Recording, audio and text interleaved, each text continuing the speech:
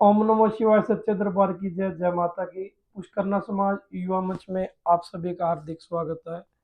मित्रों, अपने जीवन विकास के लिए हम लोगों ने एक प्रयास किया है कि हम लोग कुछ ना कुछ अच्छा पढ़ेंगे और अच्छा जो है यूट्यूब, फेसबुक, इंस्टाग्राम पर अपलोड करेंगे, ताकि सोशल मीडिया के माध्यम से हम लोग आपके सामने, आपके मोबाइल के अंदर एक अच्छा जो है सात्विक विचार भेजने का ये मंच एक प्रयास कर रहा है। और उसके अंदर आपके साथ की हमें आवश्यकता है। कृपया करके आप हमें यूट्यूब पर सब्सक्राइब कर दीजिए, और अगर आपको कथा अच्छी लगती है तो अधिक से अधिक शेयर कर दीजिए। फेसबुक और इंस्टाग्राम पे हमें फटाफट से फॉलो कर लीजिए, और जितने ज़्यादा हो सकते हैं उतने अधिक शेयर करना मत भूलिए, ताकि सात्विक विचार है, अच्छा विचार है, हम लोगों का एक सात्विक प्रयास है, आपके साथ की आवश्यकता है, आपके आशीर्वाद की आवश्यकता है। तो पिछली वीडियो के अंदर हम लोगों ने जिक्र किया था कि भगवान ने अपने 24 अवतार लिए हैं। आइए हम सबसे पहले अवतार के विषय में चर्चा करते हैं। कृपया वीडियो स्किप मत कीजिएगा, अंत तक देखिएगा, तभी आपको ये वीडियो समझ में आएगी। तो भगवान का सबसे पहला अवतार है मत्स्य अवतार। ऐसा कहते हैं कि जब ब्रह्मा जी को नींद आने लगी तो उनके मुख से वेद निकल पड़े, और उन वेदों को एक हयग्रीव नामक दैत्य ने चुरा लिया। अब वेद राक्षस के हाथ लग गए।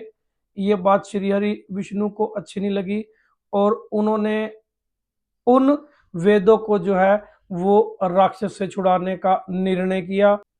राजा सत्यव्रत जो थे वो बहुत धर्मपरायण थे, और मलय पर्वत पे वो सिर्फ जल पी के तपस्या कर रहे थे। तो तपस्या करने के बाद जब वो नदी के अंदर स्नान करने जाते हैं, स्नान करते समय जब वो तर्पण कर रहे होते हैं, उनकी अंजलि में एक छोटी सी मछली आ जाती है, छोटी सी मछली। तो वो उस मछली को जल समेत दोबारा नदी में छोड़ देते हैं। फिर जो है वो मछली जो है वो बड़ी हो जाती है, और वो मछली ये कहती है कि इस नदी के समुद्र जितने भी यहाँ के जीव हैं वो मुझे खा जाएंगे। जितने भी इस नदी के जीव हैं वो मुझे खा जाएंगे, कृपया आप मुझे दूसरे सरोवर में छोड़ कर आए। तो फिर राजा सत्यव्रत उन्हें दूसरे सरोवर के अंदर छोड़ते हैं। जिस भी सरोवर में छोड़ते हैं वो बड़ी हो जाती है, और एक ही दिन के अंदर वो जो छोटी सी मछली थी वो 400 कोस तक की हो गई थी। तब राजा सत्यव्रत ने उस मछली को, मत्स्य को हाथ जोड़ के कहा कि शायद आप धर्मपरायण भाव से यहाँ पर श्री हरि विष्णु ही स्वयं प्रकट हुए हैं। हे हरि विष्णु, मुझे दर्शन दे और अपने आने का प्रयोजन बताएं। ऐसा राजा सत्यव्रत ने हाथ जोड़कर उस मछली के सामने कहा। जब उन्होंने ये बोला तो भगवान विष्णु जो है वो असली स्वरूप के अंदर आ गए, और भगवान विष्णु ने राजा सत्यव्रत से बोला कि आज से 7वें दिन प्रलय आएगी, आज से 7वें दिन प्रलय आएगी। मैं तुम्हारे पास एक नाव भेजूंगा, उस नाव के अंदर तुम सभी मनुष्यों के सूक्ष्म शरीर लेकर और जड़ी बूटियां, औषधियां लेकर उस नाव के अंदर अपना बैठ जाना। मैं स्वयं तुम्हारी नाव जो है वो चलाऊंगा, और जब तक प्रलय समाप्त नहीं होगा तुम उस नाव के अंदर रहोगे। मैं तुम्हारे एक एक सवाल का जवाब दूंगा। भगवान विष्णु ऐसा बोलते हैं। वही बात होती है, 7वें दिन जब प्रलय आती है तब श्री हरि विष्णु जो है वो नाव भेजते हैं, और श्री हरि विष्णु उन्हें स्वयं दर्शन देते हैं। जैसा स्वरूप भगवान विष्णु का है उसमें एक सिंह भी है। उस सिंह के साथ वासुकी नाग को बांध के उस नाव के अंदर वो बांध देते हैं, और राजा सत्यव्रत जो है वो सूक्ष्म शरीरों को और औषधियों को लेकर उस नाव में चढ़ जाते हैं।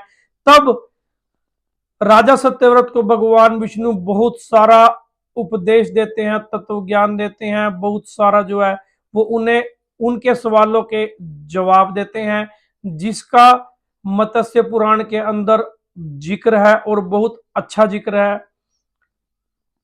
उसके बाद जब प्रलय काल समाप्त हो जाता है, ब्रह्मा जी की नींद खुल जाती है, तब जो है श्री हरि विष्णु जो है वो उस हयग्रीव दैत्य को मार देते हैं, और जो ब्रह्मा जी से वेद चुराए हुए थे वो वेद जो है ब्रह्मा जी को वापिस कर देते हैं, उनके मत्स्य अवतार का कार्य संपूर्ण होता है। एक कथा तो है ये, और इसके अलावा दो और कथाएं हैं मत्स्य अवतार की, वो भी अपने आप में अनोखी हैं। अगर आपको पूरी सीरीज देखनी है, आपको एक एक चीज नॉलेजेबल देखनी है, आपको, मुझे तो अपने जीवन का विकास करना है, अगर आप इसमें हमारा सहयोग कर सकते हैं तो हमें अधिक से अधिक फेसबुक इंस्टाग्राम पर फॉलो करके यूट्यूब पे आप सब्सक्राइब कर देना, शेयर कर देना अधिक से अधिक, ताकि हमारा मनोबल बढ़े, और इस बढ़ते हुए मनोबल के अंदर आपका योगदान जो है वो अति महत्वपूर्ण है। अगर बोलने में कोई कमी रह गई है तो वो मेरी अपनी है, आप सभी मुझे क्षमा कीजिए। मिलेंगे आपको अगली वीडियो के अंदर और आपको बताएंगे मत्स्य अवतार की कथा नंबर 2 और कथा नंबर 3 क्या है। बने रहें हमारे साथ, मिलेंगे आपको अगली वीडियो में। ओम नमो शिवाय, सत्य दरबार की।